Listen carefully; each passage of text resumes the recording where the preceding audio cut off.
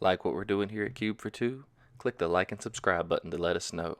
Also, Cube for Two is a TCG player affiliate. Use the link in the show notes for all your shopping needs and help support the channel. Alright guys, let's get started.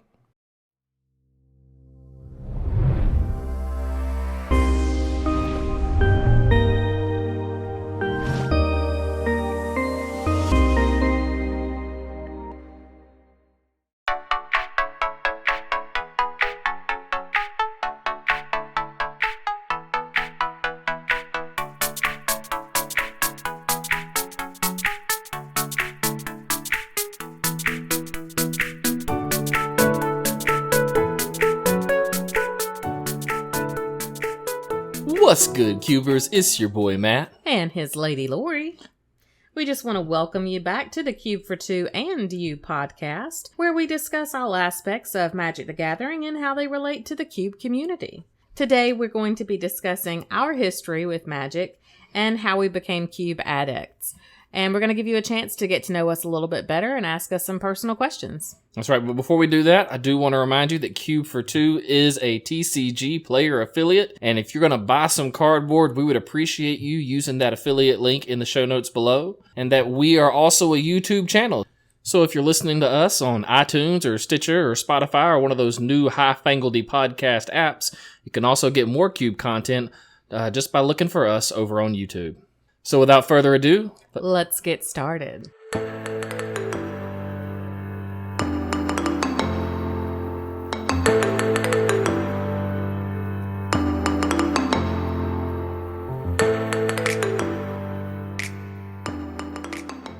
So tell me, how did you actually get started with Magic the Gathering? Who introduced you? So I got started playing Magic right as I transitioned into high school, around 8th grade, many moons ago. I had a buddy named Josh introduce me to it. Josh actually introduced me to a lot of cool stuff that I wasn't interested in, and then I was highly addicted to, like anime and Magic. And so yeah, he got me into it. Funnily enough, Josh didn't actually teach me to play. A buddy of mine and I went out and bought starter decks, and I was staying with him and his family over a weekend, and so we read the rule book. Wait a minute, Magic had rule books? Yeah, so we got 5th edition starter decks, and back in the day, they came with rule books inside of them, and they were really, really tiny. You know, like they're smaller than a playing card. Okay. And yeah, we read it over and over again and tried to figure out the rules and made tons and tons of playing mistakes. But Magic is so nuanced. How could they possibly get that on a play card? Well, it was, the book was smaller than a playing card, but it had like, I don't know, it was like a 20-page rule book. What is the font? Size 2? Tiny. It was tiny. You learned to play from a rule book? Yeah, so I learned to play from a rule book, and then I went back and met with Josh and another one of my friends. His name was, well, we just called him Crispy.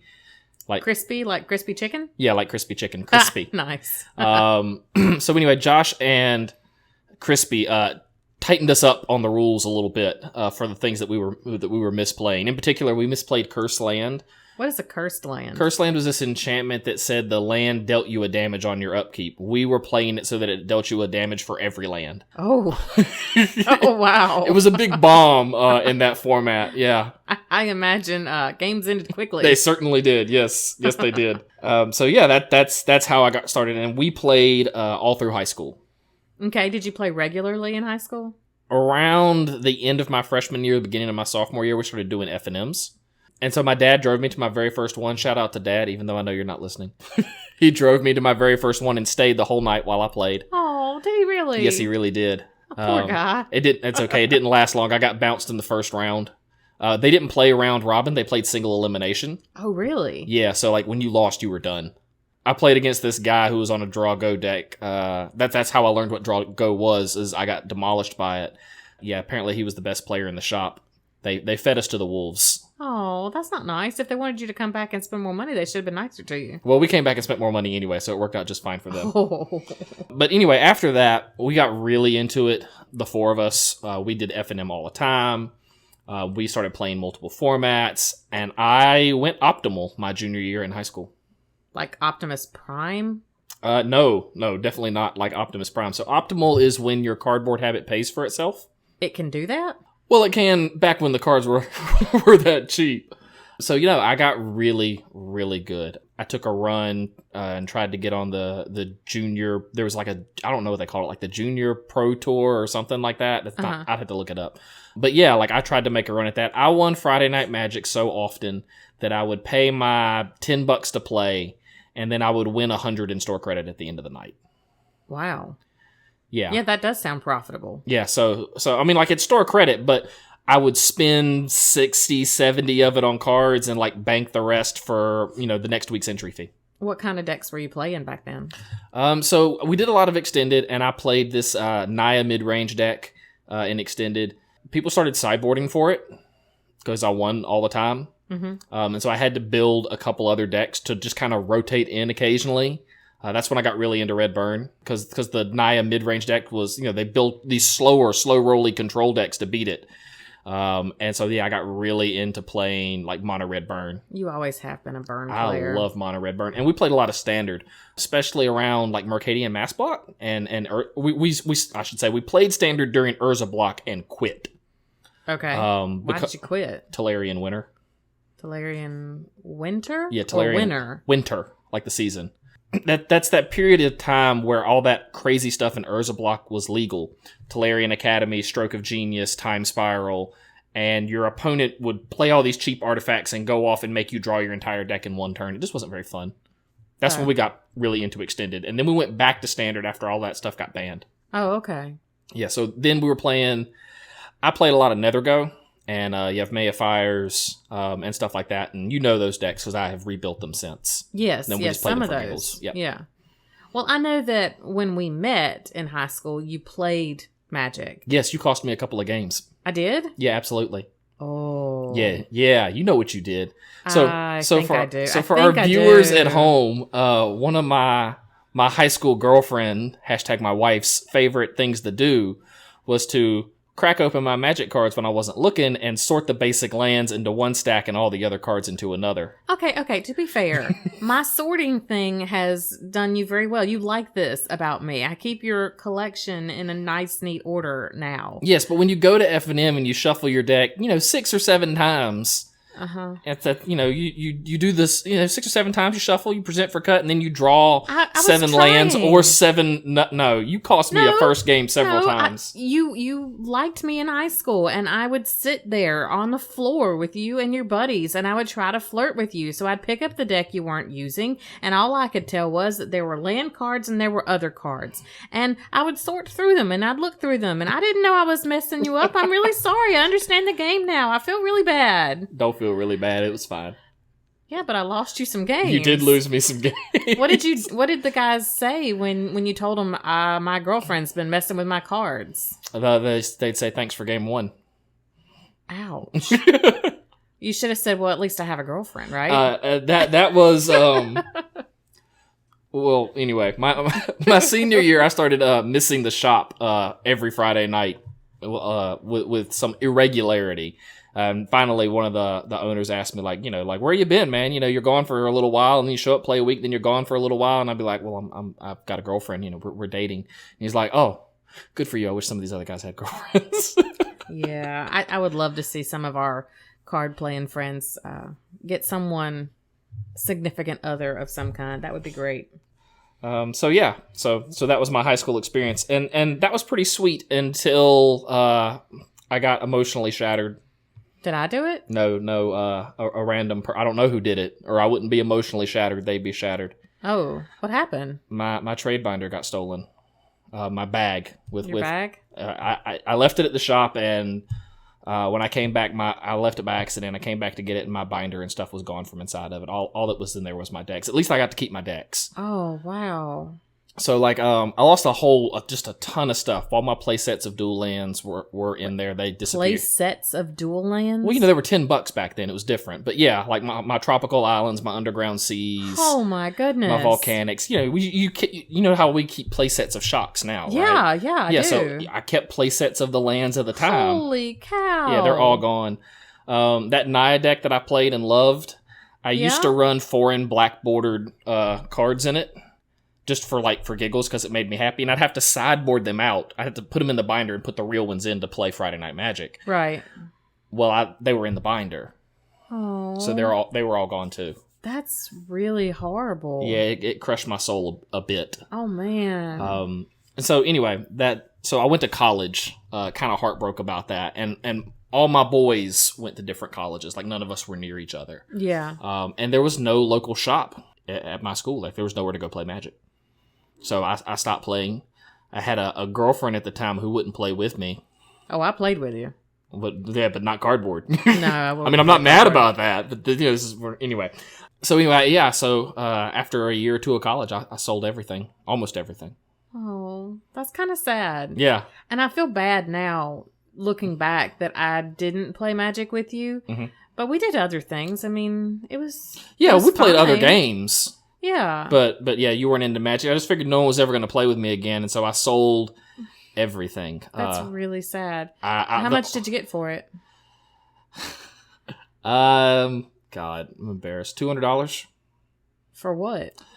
Well, he wasn't really interested in my trade stock because I didn't have that much. Uh-huh. You know, I had Yeah, because lost my part of it had been notebook. stolen, yeah. But he was very interested in this legacy deck that I had that was, I had built just for fun. It was built around a card called Arcane Laboratory that said everybody can only play one spell a turn.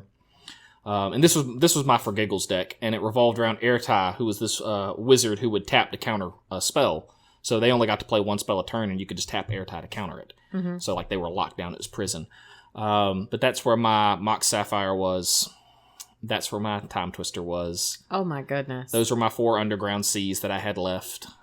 It was a pretty cool deck. It had some very nice pieces in it. Even for back then, having a Mox was a big deal. And he was also interested in this other extended deck that I had been playing that was Wildfire. With Mox Diamonds, Grim Monoliths, Wildfire, Masticores, Morphlings. He was very interested in all of that stuff. And yeah, he you know what? And at the time, I just didn't care. I was just like, well, $200, it's whatever. Like, they're cardboard. I'm never going to do anything with them again. And yeah, I sold them all. Little did you know that however many years later you'd be playing again. It's heartbreaking to think about, quite frankly. Well, we'll get away from the past and go a little closer to the more recent. Yeah, more past? recent past. More recent past. What actually brought you back to Magic? Because I know it wasn't me. So I had a buddy at work, and he and his husband had gotten into Magic through a friend, and their friend lived in California, and they had been visiting them all summer, and they came back and they wanted to play Magic here. And so they wanted to host a draft at their house. And so everyone, they were inviting people. And I heard them talking about it at lunch. And I was like, yeah, Magic, I played that game a little bit. The guy who tried to join the Junior Pro Tour. And yeah, but it had been a decade ago. I mean, it had been a long time. But I was like, yeah, I played it a little bit. And so they invited me to draft with them. And I had forgotten how much I loved this game. This draft was not fair.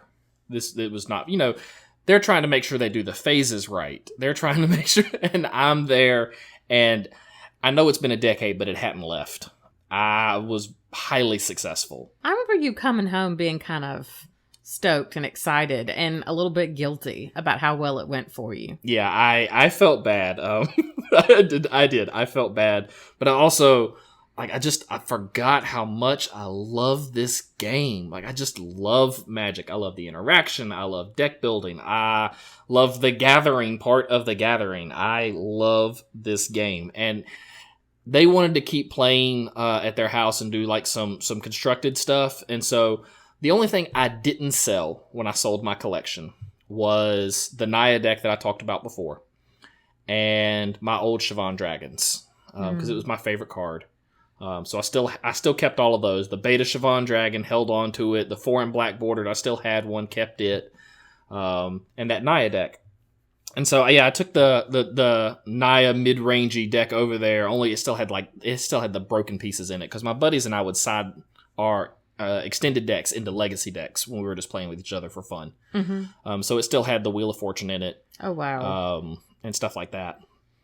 So anyway, I took it over there and they're playing with the stuff that they've built from the draft that they've opened. It was not very fair. But I was also worried. I didn't want to embarrass myself, and that's where you come in. Oh no, you hate embarrassment. How am I not embarrassing for you? Oh no, I'm not. No, that's not true at all. But I wanted to play some more and practice before I went over there and played against whatever they had. I didn't know at the time that I was just like bringing a bazooka to a water gun fight. So yeah, so I asked you if you could just learn to play enough that I could practice some. And I do remember you kind of saying that, I want to go play with my buddies, but I'm out of practice. Do you mind practicing with me? And I think I told you I don't mind helping you practice, but I don't know how to play. Yeah. So how in the world did you, I don't know, teach me? I'm sure I did it in a similar manner to the way I would teach people now, which is we played with lands and creatures, and then we added sorceries, and then you add instants, and then you teach the stack and other basics. I remember there was a lot of kitchen table magic. We played a ton of kitchen table magic, and I think that is where you come in, essentially, and maybe we could talk about your history some. So, what's the very first magic product that you opened? Oh, I honestly don't know. Oh, I do. I honestly have no idea what the first stuff I opened is. I know when I start actually remembering things about magic, but you tell me that we were practicing before then. Yeah, the first thing you opened is a deck builder's toolkit. Is that what that thing was? Yeah, that's the very first thing that you opened. It was like an M14, M15, I think. I think we looked it up. It's an M15. Deck builder's toolkit.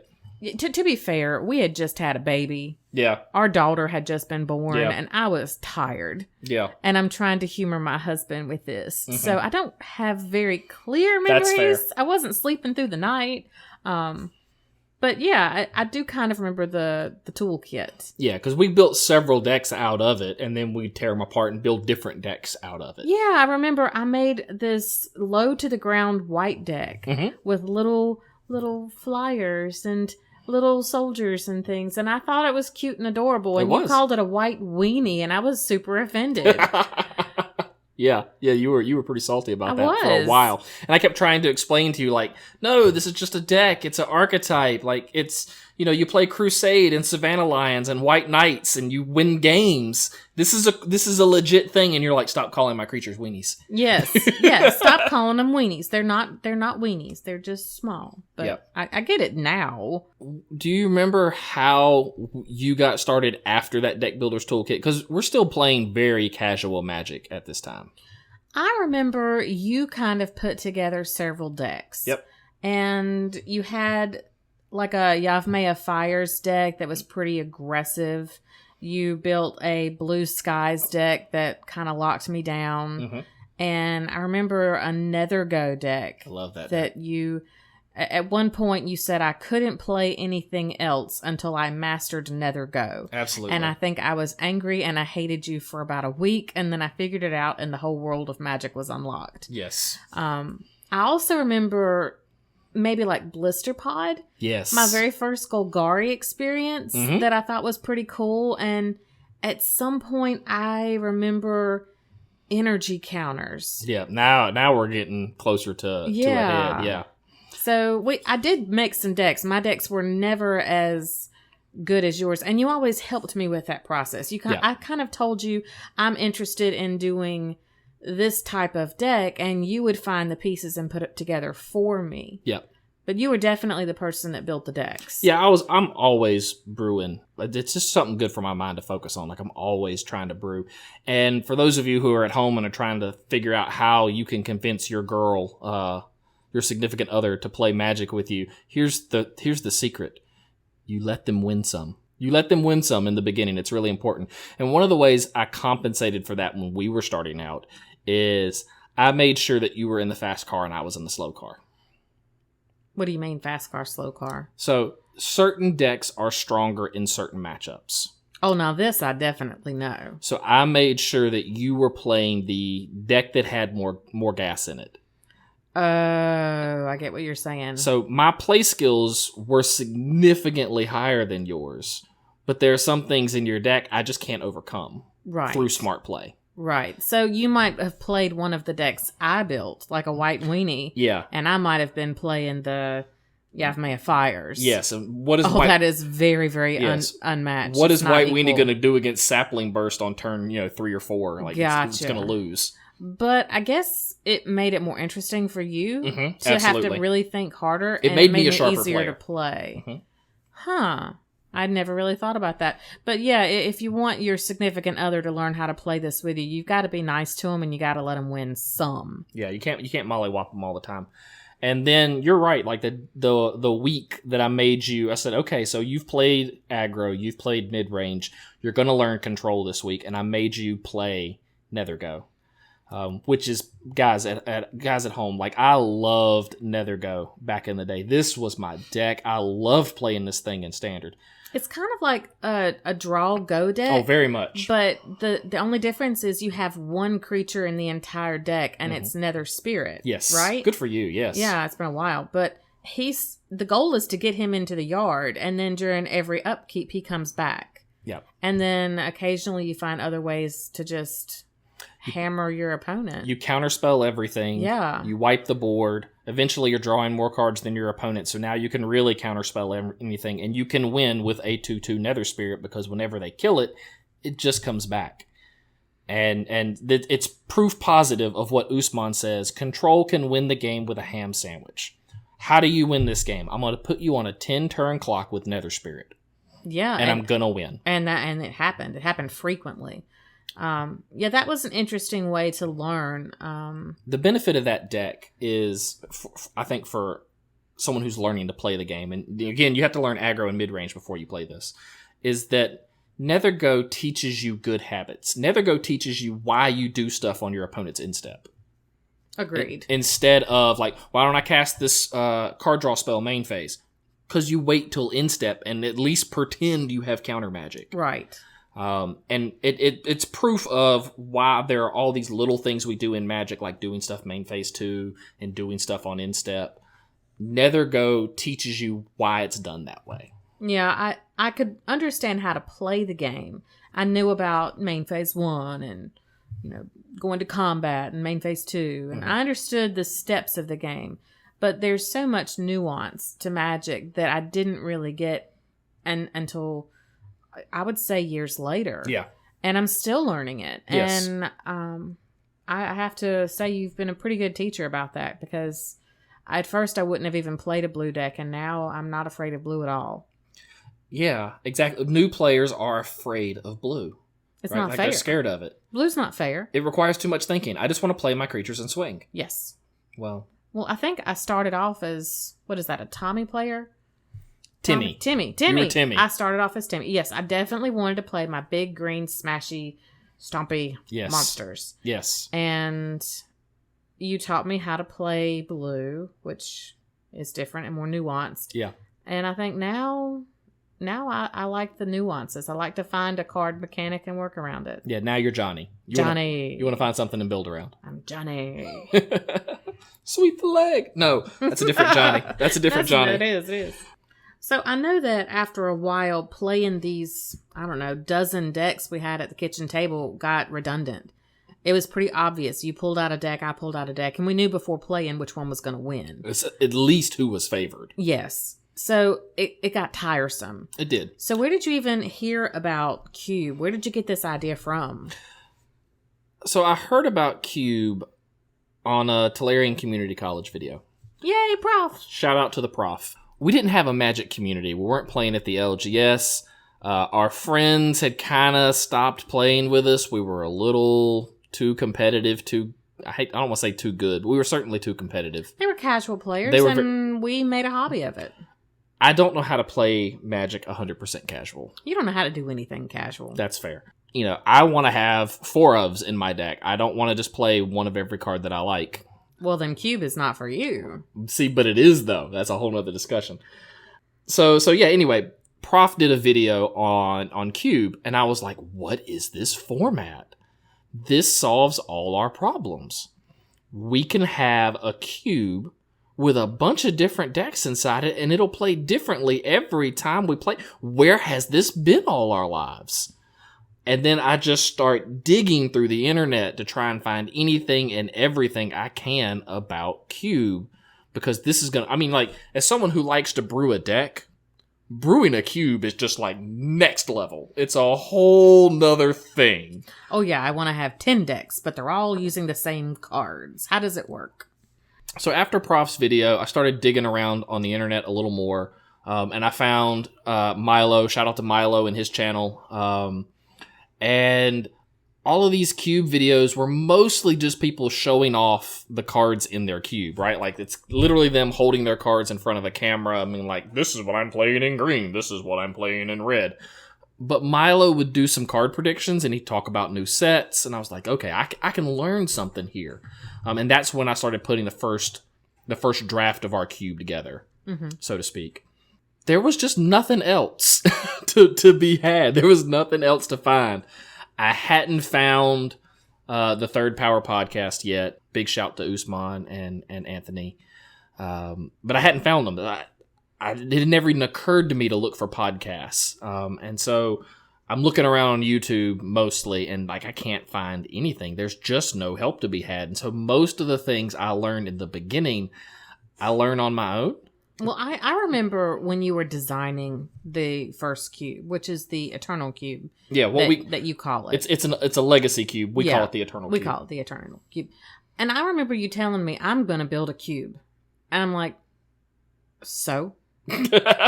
Why do you need a cube? I mean, I'm literally thinking of a square box. A square box. I'm thinking of, three-dimensional form. And you're like, no. I'm going to do it for magic cards. And I'm like, why do you need a box for your magic cards? I really had no idea what you were talking about. So there was no way for me to help you through that process. No. But I remember at some point you sat us down and you gave me cards and we drafted them, which was a new experience in itself. Because I don't think you had ever drafted. No, I'd never drafted before. That was completely different. But after about, an hour of looking through cards and reading every single one. Yes. The play experience was so different from what we were used to. I built this Golgari deck, and again, I'm a Golgari girl. I just love those cards. And I remember it was so cool. It's a deck, but it's not one that we've been storing and keeping up and playing with. And I knew that if we shuffled these cards up again, it'd be gone. It would be gone. This was the only chance for me to play with these particular cards in this particular order. Do you know what I remember? What? You mollywopped me. I remember that quite well. You beat the tar out of me. Yes. First cube draft ever. I'm so excited.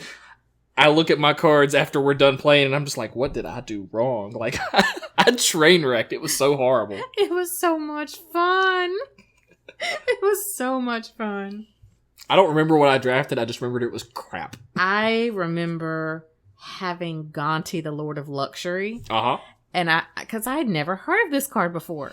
And I remember playing it and stealing your good stuff and playing it against you. And I just, where have these cards been all my life? This is just the coolest thing ever. Yeah, and so see, naming Gonti really dimes us out in how long we've been cubing. We really have not been cubing very long in the grand world of cube. No. I mean, I've been playing Magic since I was a kid and very seriously for a while, but, then a hiatus. But no, we're really relatively young to cube. Yeah, and we were playing kitchen table Magic since I'd say about 2015.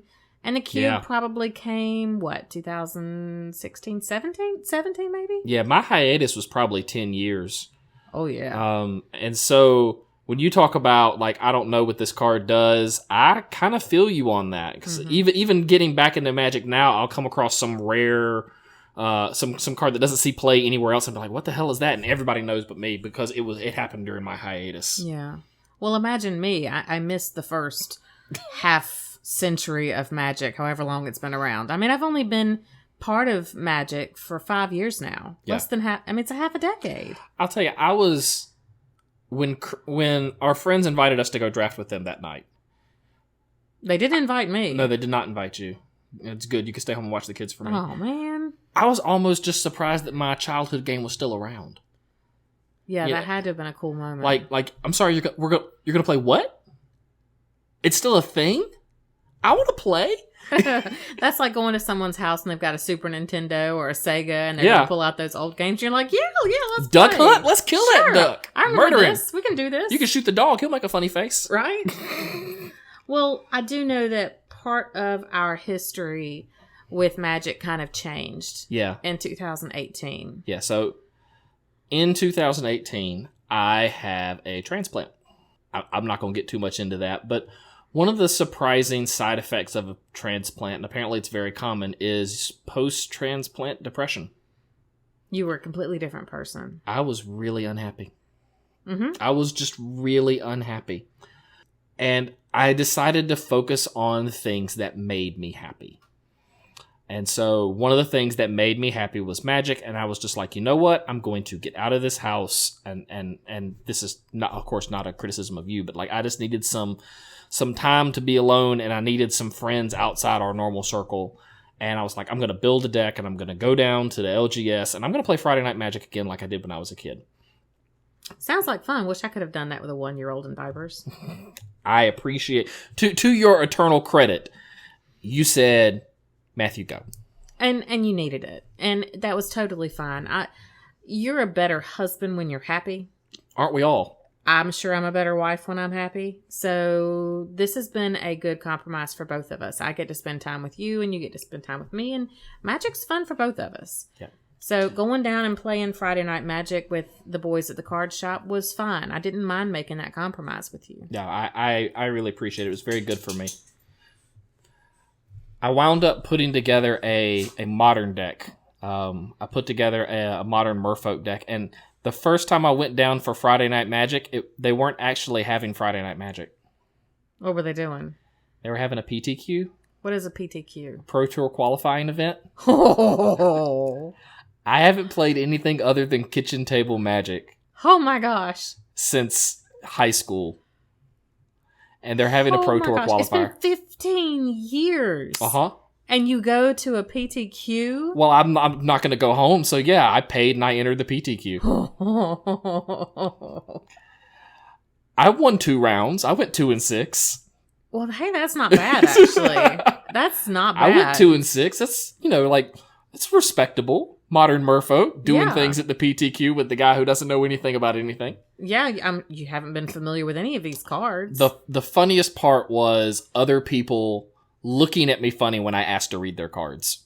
Oh. I'm in a Pro Tour qualifier, and I know some of the cards. Like, I tried to bone up a little bit on the format before I went, so like I have a reasonable sideboard, but like I just don't know all the cards that well. And so like there are definitely moments where I'm just like, what does that do? And they're like, it's you don't know what this does. Like this is a Johnny Vengeance. Everyone knows this card. Here. That's hilarious.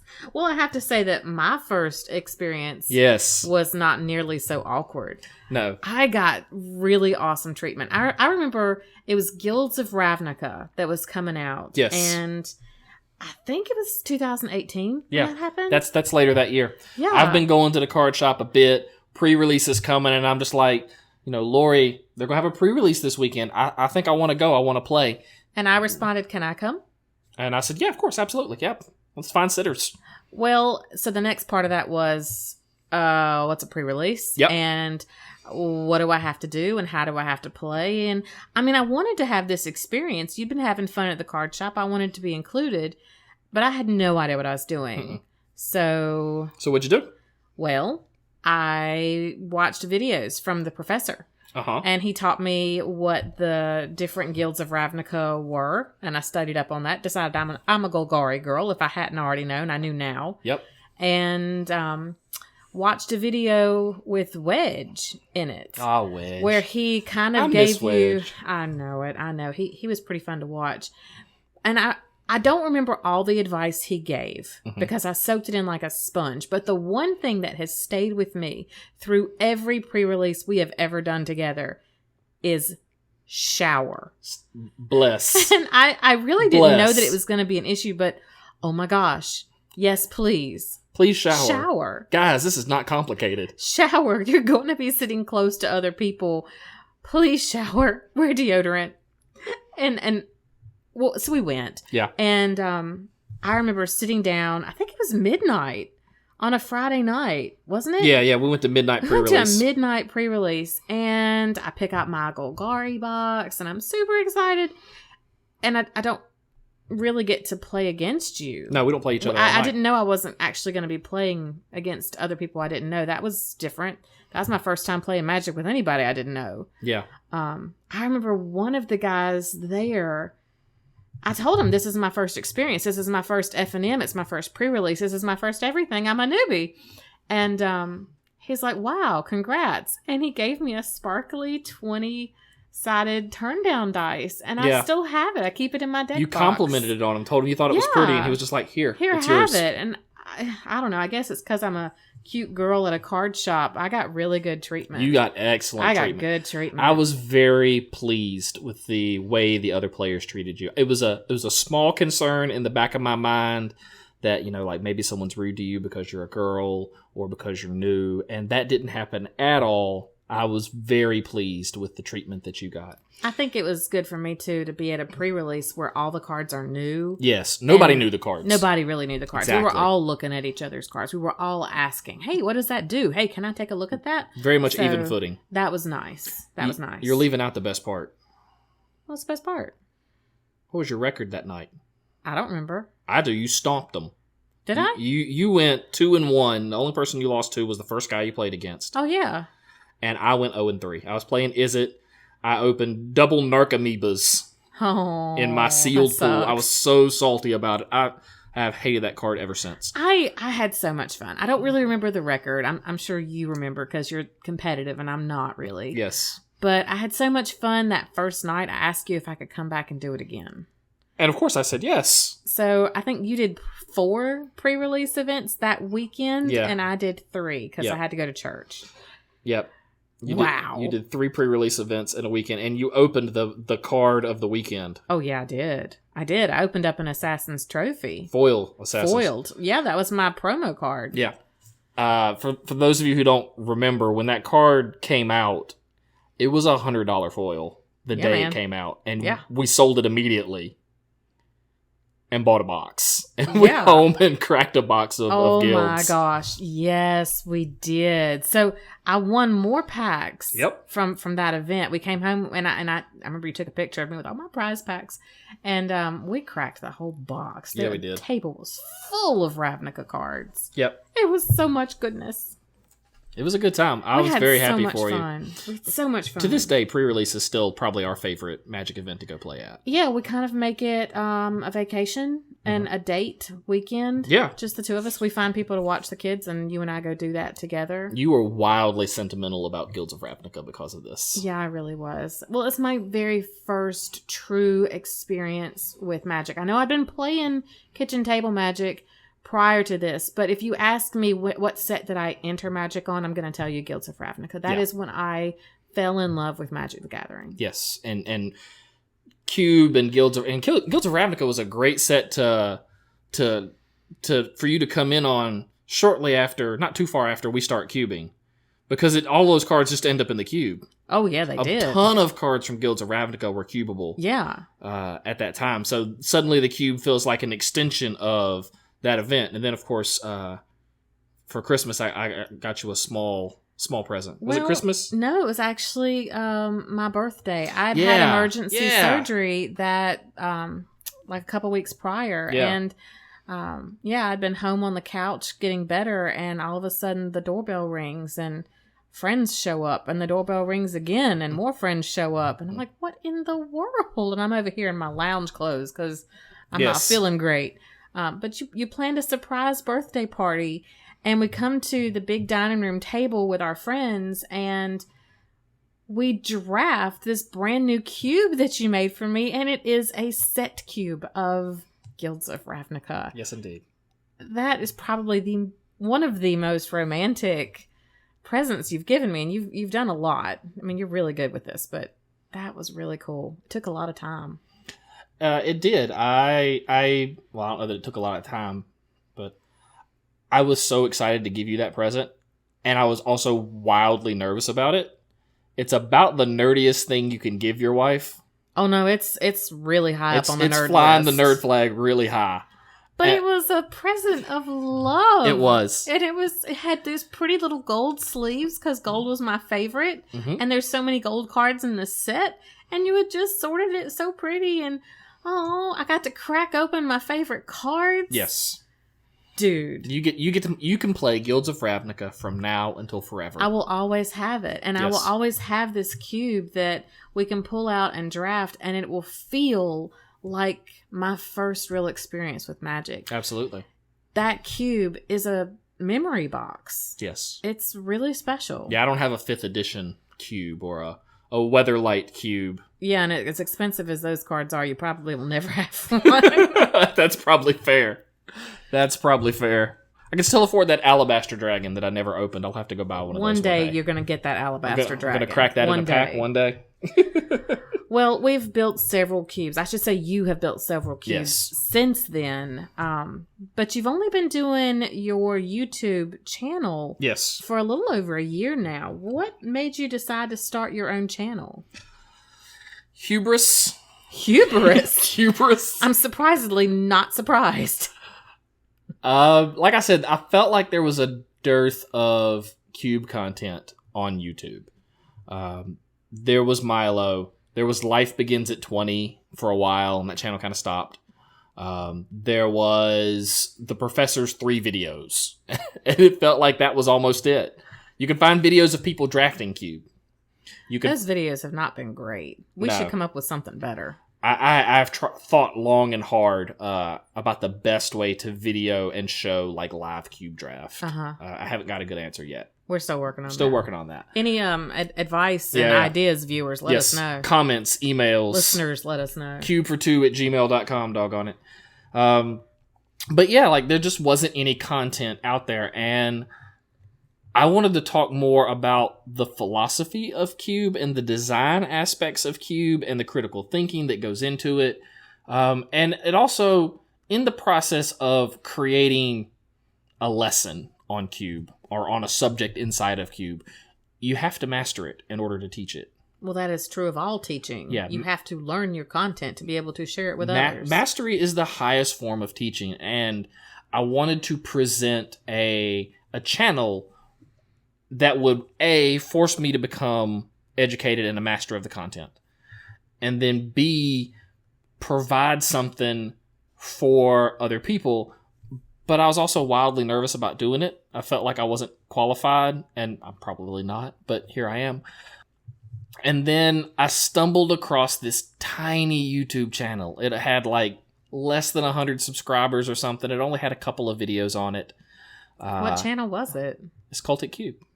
Oh, yeah. Cultic Cube? Yeah, it was John's channel. It was brand new. And I watched, I think it was his video on Red Aggro, on like the Fun Police or whatever he titled it. And in the comments, I said to him, like, this is amazing. I've been looking for something like this. I have thought about doing this myself, but I'm really nervous about it. And John said, just do it. Just do it.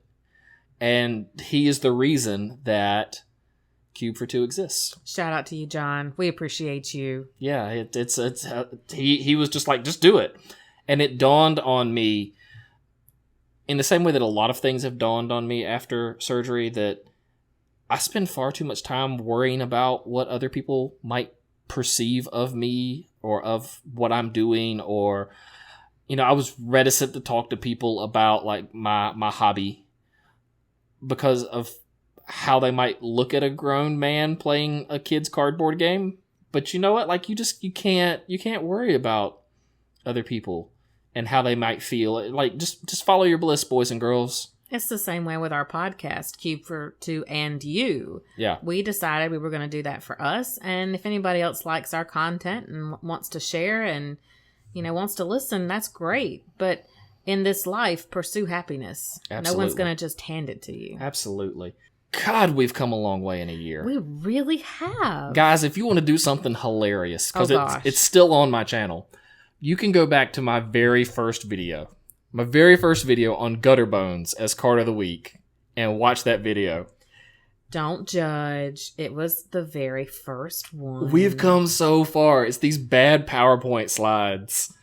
And it's like scrolling between them. Sometimes you can't read the text on the card. Yeah. The argument is reasonably sound. but the production quality is low. Is low. Yeah, I do think that you've certainly... And then go watch last week's video. Yeah, you've certainly gotten better. Certainly gotten better.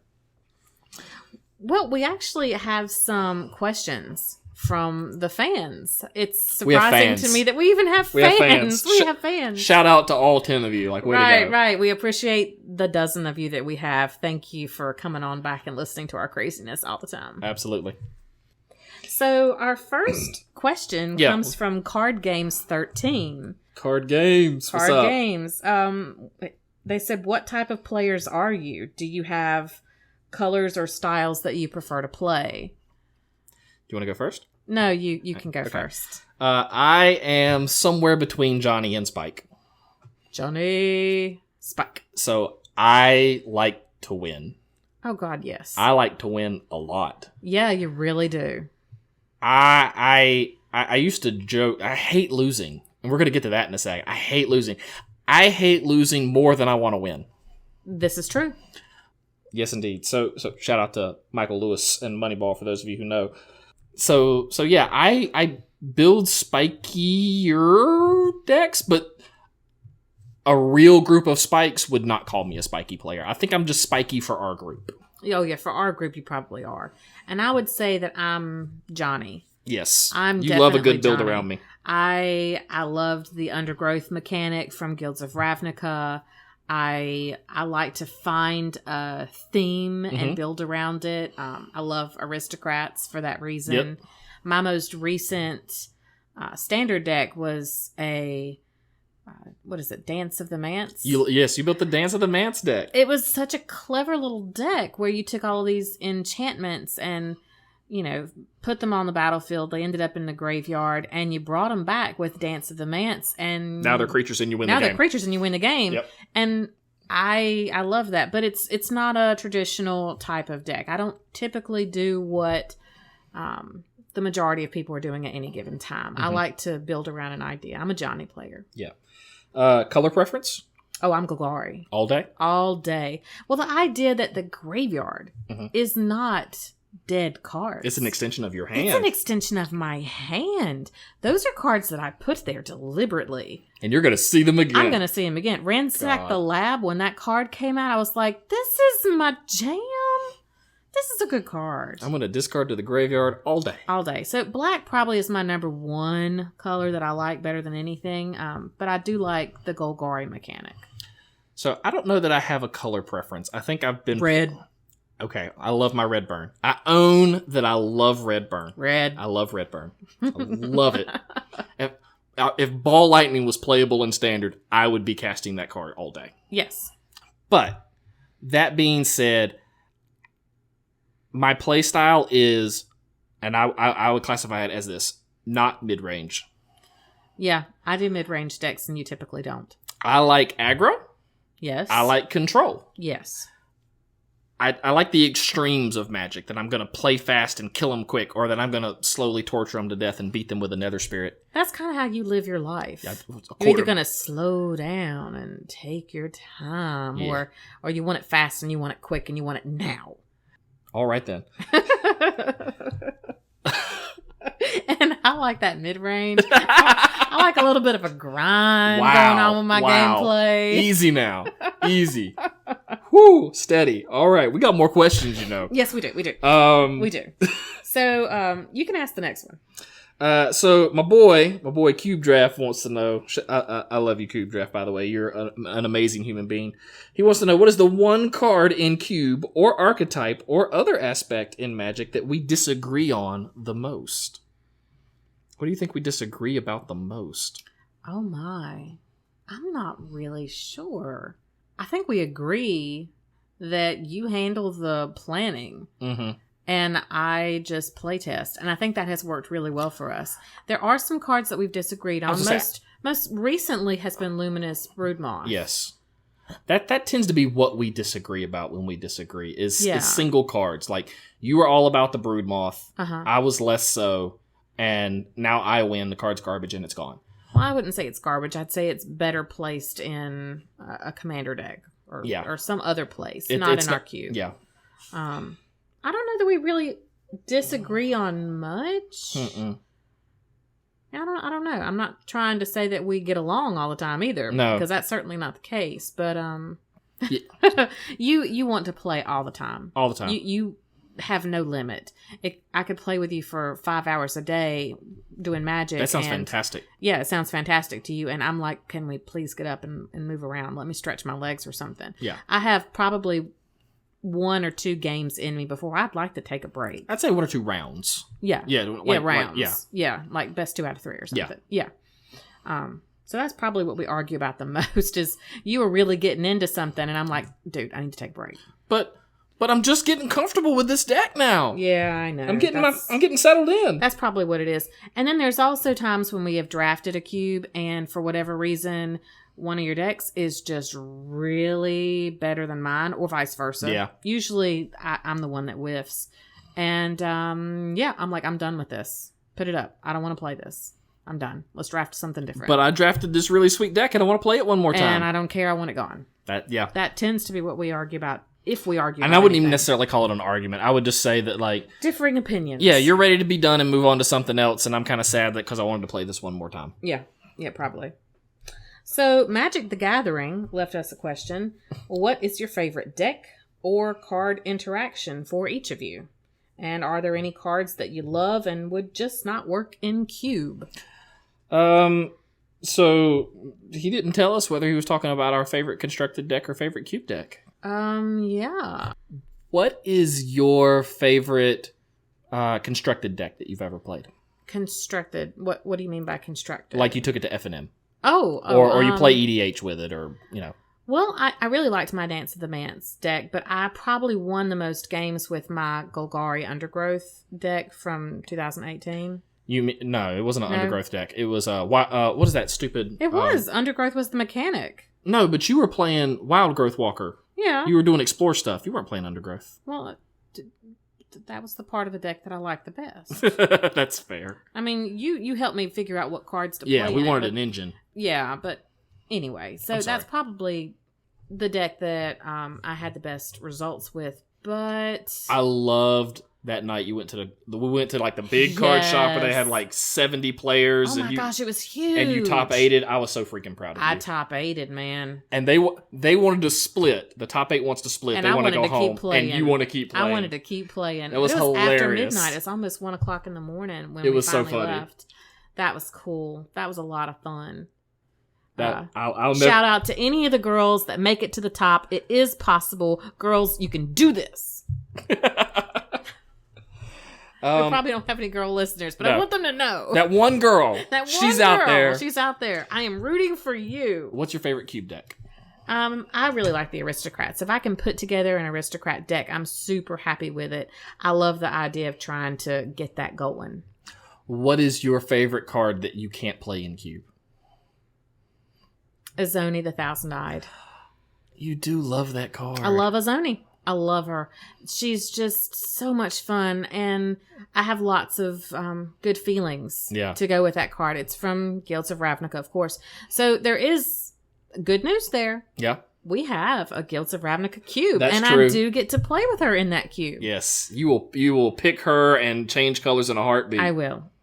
And like Doom Whisperer was from that. I mean, he's okay in cube now, but I don't think he'll last forever. No, I don't think so either. I think his days are numbered. Yeah. Well, what about you? Is there a deck that you've been a big fan of? My favorite deck is my Naya deck. Your Naya deck? It's my favorite deck. I'm surprised you didn't say your Commander deck. I love Biosmasher and Thrasios, but see, here's something the kids in the audience don't understand. Back in the day, there's no internet. Oh, that is very, very true. There's no internet. So when I talk about dominating F&M with a Naya, deck in extended, like you have to realize that there's no tournament meta. Everyone's playing what they've built at the house. And so anyway, I opened that 5th edition starter deck, right? Yeah. It becomes the basis of my first deck. And what it shifts into is I make it this Boros deck. So we'll go from 5 colors to Boros. So it's a Boros deck because I want to play Mountain Yeti. My gosh. Because it's the best way to beat Crispy.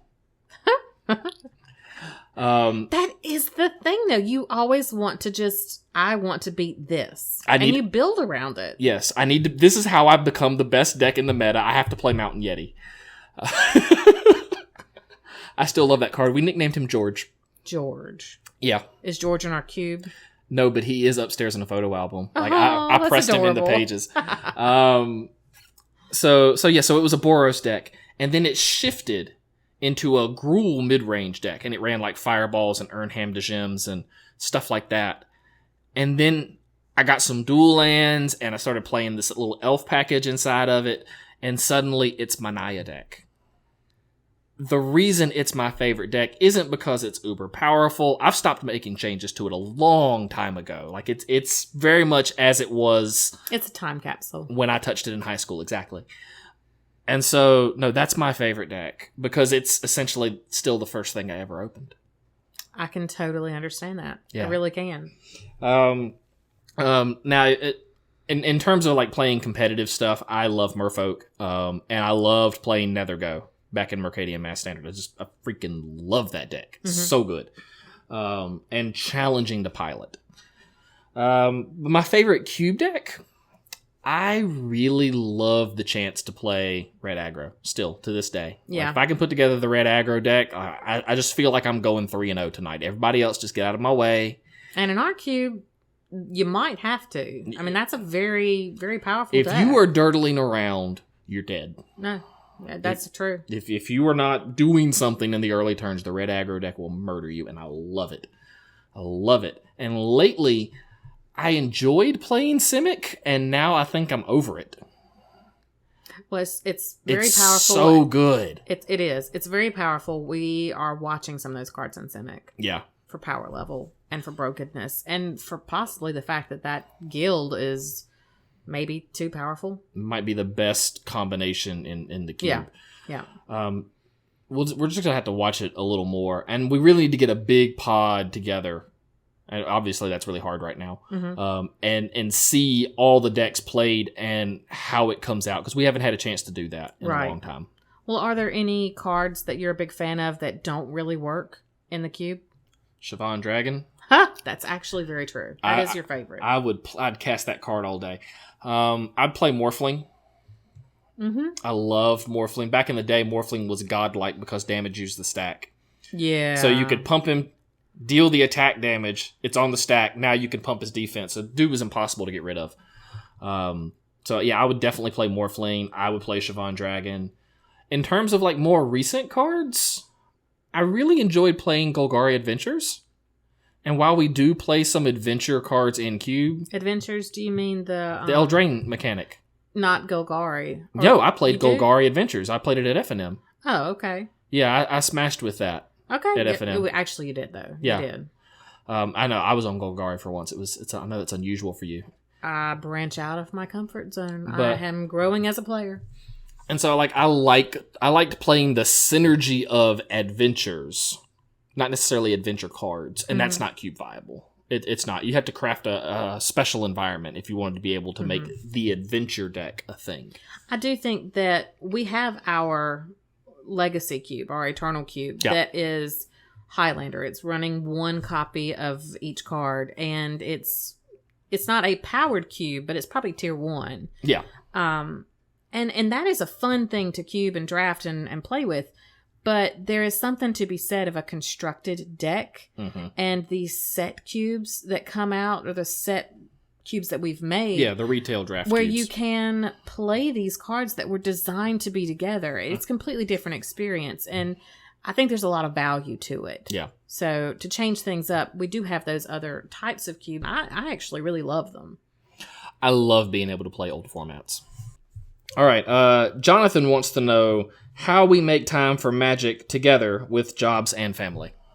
Well, I think the easiest thing is the fact that our kids have a bedtime. Amen. Kids go to bed. Yes. And, well, what do you do with the rest of your evening? Yeah. I mean, there are days that we sit on the couch and watch, bad television, but we can also play Magic. Yes. And we can draft, and that's a lot of fun. And you know how many nights we have, especially now that everybody is staying home. Nights in and lockdown. days. Nights and days, really. Yeah, there's an infinite amount of after dark time for cubing. Sometimes we'll wake up on the weekends, and while the kids are watching Saturday morning cartoons or we'll get in a quick draft. Yeah, or while they're at church or something, we might play, and then you'd go to the card shop and play some more back when things were open. That's 100% what we do. Now, we definitely don't draft the way we do, obviously, during COVID, because we have just so much more time. Right. You and I, and for any other couples out there listening, maybe this will work for y'all. You and I came up with this thing where we realized that we would put the kids to bed, and we'd sit down on the couch, and we'd watch TV, not talk to each other, and then however many hours later, we'd go to bed. I think it was killing our marriage. Yeah. It wasn't good for us. We were together in a room together, but we weren't doing anything together. We weren't talking about anything. Yeah. We tend to watch television and play with our phones. It was not good. It was not healthy. And then we'd go to bed feeling like we didn't spend any time together at all. Yes. But Magic gave us a chance to literally sit together and do this thing together. So Jonathan, on the nights that we're not playing Magic, because we don't play Magic, 7 nights a week or whatever, we might watch a movie together. Well, we definitely still do that. But we might also, our new thing is reading, that we'll read together. Yeah. And so you'll read, you've picked the book that we're doing this time, and I'm going to pick the next one. Yep. And you'll read a few chapters of it to me, and then maybe we'll get a bowl of ice cream and watch an episode or two of something, and then we'll go to bed. And that's how we spend our other nights. I think, depending on who you're playing Magic with, you need to understand the balance of your relationship. If you're playing Magic with your buddies, plan that time out and play. And I encourage, significant others and girls that don't play, let you guys play Magic. It's good for them. But I also encourage, these girls that might not know how to play, if you spend time with your man doing things he enjoys, he will spend time with you. And he will do things you enjoy also. Yes. So it's a give and it's a take. And I've learned to love Magic. I've loved doing this with you. I don't know how to say that username. It's JTHD35. JTHD35. How long you both been playing? Oh, I think we've kind of covered that. I've been playing since Weatherlight. I've been playing for 5 years. And which of us is the saltier loser? Why are you looking at me like that? You are salty. You are super salty. All right, so I'm guilty. I am 100%. I hate losing. It's something that I'm trying to model good behavior for my children when I play with them. You're not doing well. They're not in the room when I am super salty. You are, though. It's really... Yikes. Okay, so it's not your best quality. I love you, and I love playing with you, and I typically lose because you have, I don't know, a decade more experience than me on this. But when I do win, what I really want you to say is, good job. Instead, you're like, I got mana screwed. Or I flooded out. Or whatever. It's not, golly, I Lori, train wrecked. I taught you so well. You plowed through me. You could compliment yourself because you are my teacher. You could be proud. That's true. But no, it's like, I hate losing. I'll try it from that tact from now on. You really should. All I need is just a little bit of praise, and I'm happy. By the way, you crushed me today. I did. In Innistrad draft. Oh, this is a fun bit. We drafted the Innistrad cube today, and we both built 2 decks because we drafted a 4-person pod, but it's just the 2 of us. And I built 2 decks. He built 2 decks. We played them against each other. I didn't take a loss. I don't want to talk about it.